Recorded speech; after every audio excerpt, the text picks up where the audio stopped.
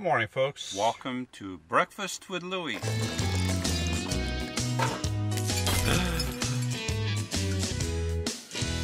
On today's episode, we have breakfast. Wait, I already consumed breakfast. I still have some coffee. 1 second.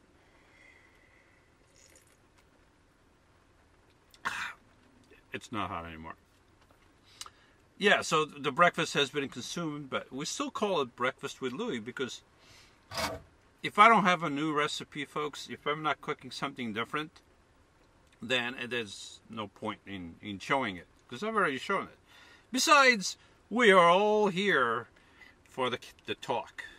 That's what we're here for, the talk. What talk? Do I have anything special this week? No. I don't have anything different, folks. I don't have a script. I have nothing. This is totally unscripted, totally off the cuff. I know, I'm in short sleeves, but it's still off the cuff. There's no script. Whatever comes out of my mouth comes out of my mouth thoughtfully, most of the time. Sometimes. Once in a while. No, this is stuff that I think about. Not all the time, but it crosses my mind. Everything that I talk about here is stuff that I talk with other people and it crosses my mind. And when I'm going for walks or long walks on the beach, watching the sunset rise. Yeah. Did you catch that? The sunset. I got hiccups. When the sunset rises and the sunrise sets.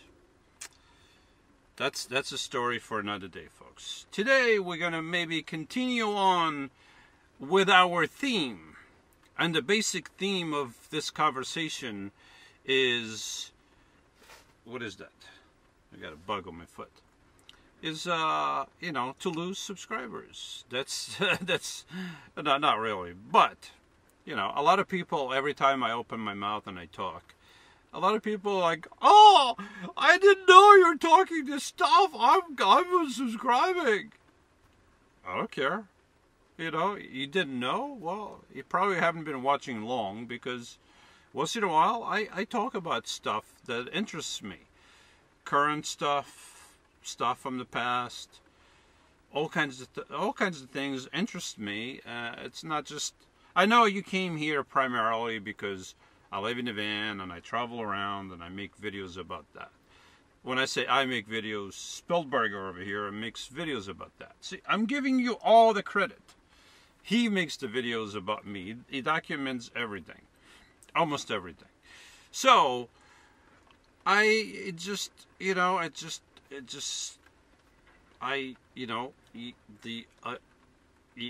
this is what happens when I don't have a script. I go off script and I don't know what to say. See what happens when you don't give me a script? But I do travel around and he films everything, but I also talk about other things that, things on my mind, things that interest me. And I use these videos, Breakfast with Loui and other similar videos to express my thoughts and my opinions and my beliefs. And if you don't like these conversations, these Breakfasts with Loui, then, you don't have to watch. You just click off. That's it. And then you come back when there's a video about traveling and van stuff. But I think a lot of this stuff that I talk about is not popular. And a lot of people who call themselves very open-minded and inclusive, as soon as something is talked about or said that they don't agree with, they become very close-minded and exclusive. Well, you can't have it both ways. We can agree to disagree and talk and then move on and maybe have breakfast together or dinner together. And that's the way it should be. But some people, they just leave and hey, I didn't force you to come. I'm not forcing you to stay. The door is wide open. Don't let it hit it where you know where. Yeah. So yeah, I don't care. But I do lose subscribers doing these videos, and I probably, at this point, if I didn't mention any politics on my channel, if I didn't have any Bible verses, if I didn't mention God, salvation, all that stuff, I probably could have maybe 100,000, 200,000 subscribers. Who knows? I don't know. 50,000, 80,000. But I do talk about these things because I feel that they're important. I feel like a lot of things that I talk about are important, and if I reach one person, then the whole thing is worth. Like when I speak of my Lord and Savior, if one person listens and one person accepts Yeshua as his or her Lord and Savior for all of eternity, that's what's the price that you put on that? You can't put a price on that. It's worth everything else that I do. It's worth losing every subscriber, every single one. It's worth more than all the gold in the universe. If I reach one person and one person is saved because something that they heard on my channel, that's, in the end, life is short. How long do we live? 100 years from now? How many people listening to this, how many people alive today on the planet will be alive 100 years from now? Not many. 150 years from now, everyone will be dead. In the end, even if you believe that everything happened by chance, all the universe just happened by chance, that there's no creator behind anything that happened, and everything just happened by chance. Well, according to the laws of thermodynamics, eventually, billions and billions of years in the future, if there's no God, then eventually everything will come to a stop. Everything will die down. All available energy will die down, and everything will die. And even if nothing else happens, even if this planet continues existing for all these billions of years and humanity survives somehow, eventually everything will die. Eventually the whole universe will come to a stop. There will be no more available energy to do anything. And life itself will die, if life was still around by then. So everything will die. It'll just be and gone. So if there's no God, then everything will be done away with anyway. And when we die, I mean, everything that we did becomes meaningless, basically. Some people will remember us for a while. But then the next generation comes, and maybe they'll have a memory of you because their parents told them about you, and maybe they'll see a picture or a video or two. Maybe my great grandkids, if the world is still around, they see my videos. Oh, there's the great grandpa. Yeehaw! Yeah. So. But eventually, another generation comes and the memory is forgotten. I remember my grandparents. I remember my parents, obviously. My mom's still alive. I remember my grandparents, both sides of my parents. My grandmother from my mother's side died when I was 14 years old, on my 14th birthday. And then my other grandparents died. I still remember my great-grandparents. I don't have a memory, like an image exactly of what they look like. I think I remember the male, I don't remember his name, from my grandfather's side. I don't know if he had a wife, if his wife was still alive. I remember a great-grandmother from the other side. I don't remember if my great-grandfather was still alive. But I remember some of my great-grandparents. But I don't have an image mental image of what they look like. Even though I've probably seen some pictures, but I just don't remember. And then my great grandparents, their parents, I have no idea. You know, and I don't know who they are. I don't talk about them. I don't even. I remember my grandparents, but I don't talk about them that often. Once in a while, talking to my kids, I mention my grandparents, this or that, their great grandparents. They never met them. They met my parents, their grandparents. But eventually, like I don't remember my great grandparents. Eventually, people, our descendants, my descendants, they won't remember me. And everything will be forgotten.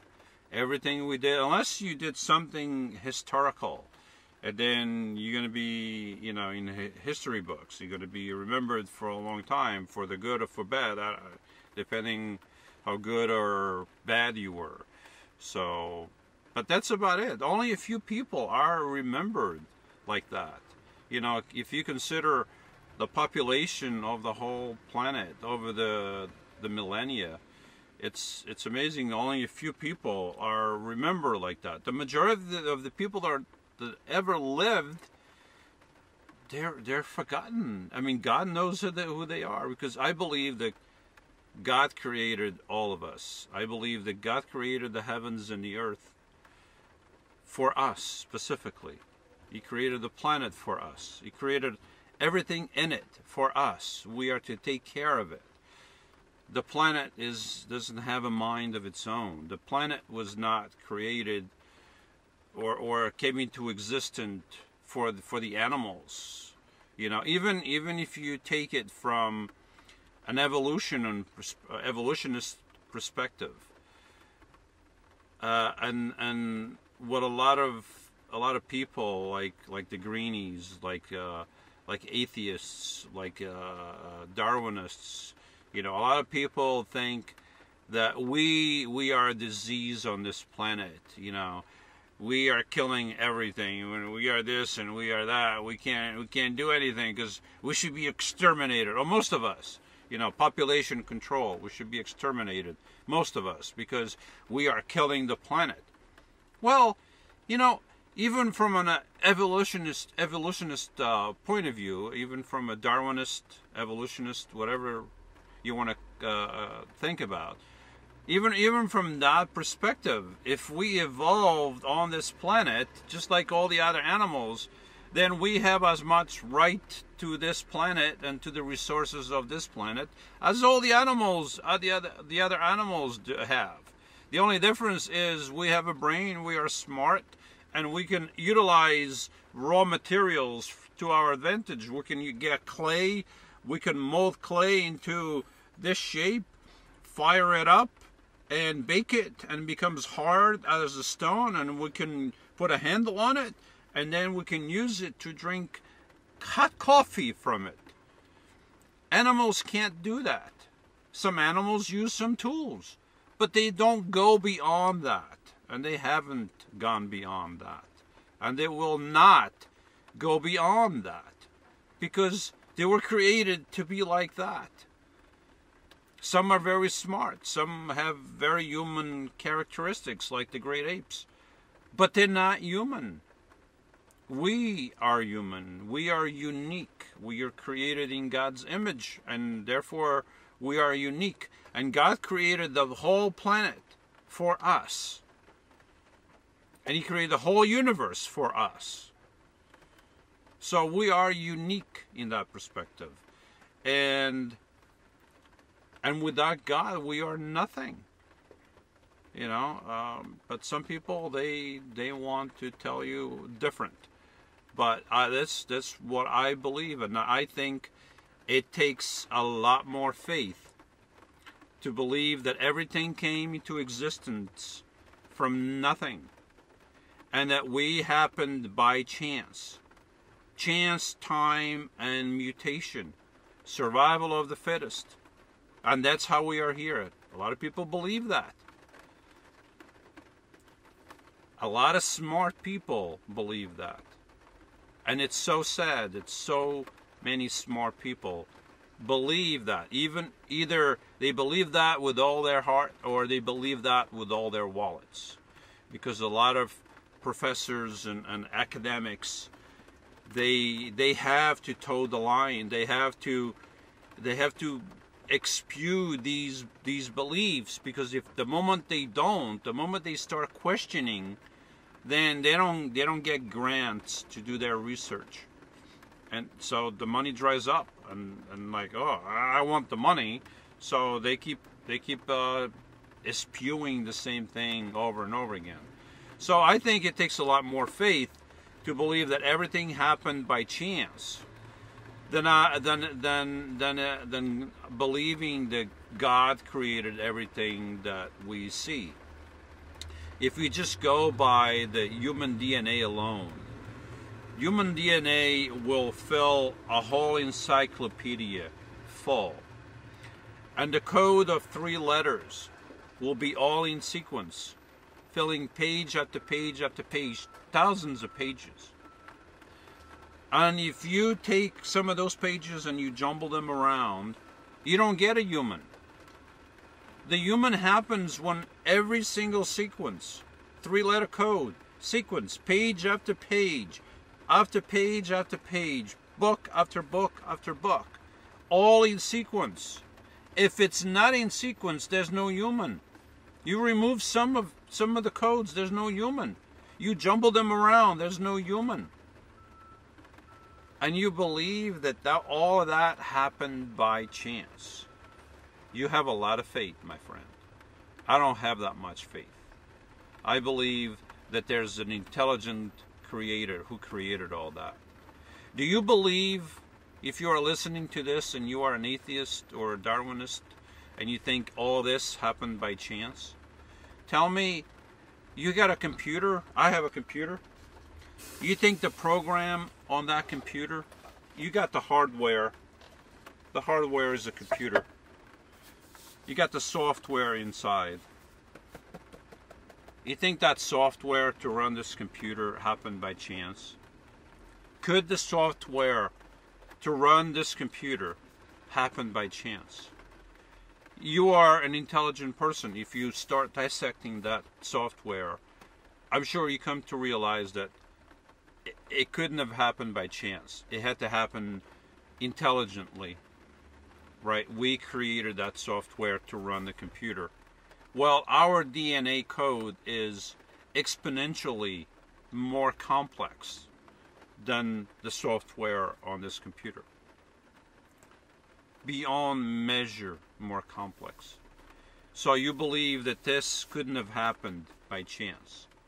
But you believe that our software, the software that runs every living thing, happened by chance, over and over and over and over again, in different species, in different things.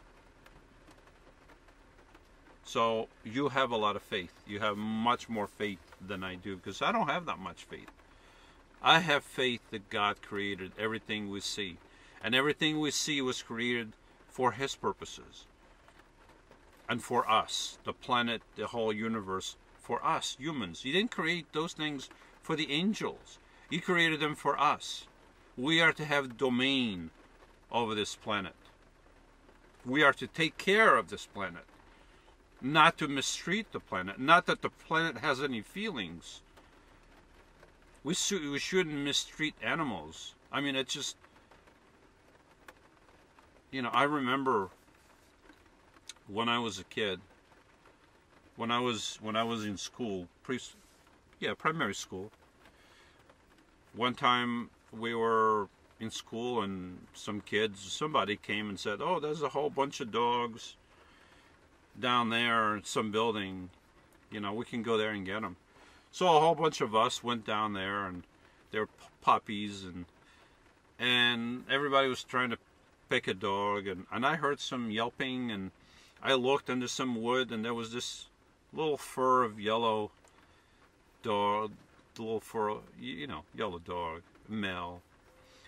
And I picked him up, a little tiny thing. It was I don't know, maybe a week or 2 or 3 weeks old. And then I took him, I guess I took him to school. And then from there I took him home. And when I was a kid, at the time, I was, watching different TV shows, black and white. We only had 2 channels. TV went off at midnight. And some of the shows, or one of the shows, was Tarzan, King of the Jungle. And I named my puppy Tarzan. And Tarzan and I, he walked by my side everywhere I went. And we played together, and sometimes we played, I had like a rag, and I would run from him, and he'd run after me, get the rag, and then he would run away from me, and I would run after him, trying to get the rag back. We had fun together. But I remember one cruel thing that I did to him. Because I named him Tarzan, and I was watching that. Aside from tying a towel around my neck and jumping off buildings pretending to be Superman, because I was also watching Superman back then, the black and white series. I was Tarzan, so I needed a knife. So I made a knife out of wood. It looked like a knife, like a knife, like a Tarzan knife with a. And one time I was in my grandfather's wine-making building. And I threw the knife at him. I threw the thing, it's wood, but it had a point. And I hit him in the face. And the points hit him in the face. And he was, he bled a little bit. It wasn't too bad, but it hurt him, and I was a kid. And when I think, it hurts that I did that. It's stupid. Kids do stupid things, but we shouldn't mistreat animals, but we do. But we shouldn't mistreat people either. Over here in the United States, if you kill a bald eagle, or you kill the bald eagle's eggs, destroy them, you go to jail. On the other hand, you can kill an unborn baby, and nothing happens to you. In certain places, you can even have the baby come out, and the mother decides she doesn't want it, and the baby can still be killed, and nothing happens to anybody. Millions of babies, human beings, formed in a womb by God, killed over the past decades. But you kill a bird, you kill the bald eagle, you destroy the bald eagle's eggs. You can't have that. You go to jail. You got to pay for that. But you kill a human being? Pfft, so many. Who cares? One day all those people will stand before God. Just like all of us will stand before God. We'll kneel before God and we'll confess. We'll confess that Jesus is Lord and Savior. Even those of you who don't like Jews, one day you're going to kneel before a Jew, one who was born a Jew, God in the flesh, born a Jew from the tribe of Judah. And you're going to kneel before a Jew. And you're going to confess that He's Lord and Savior.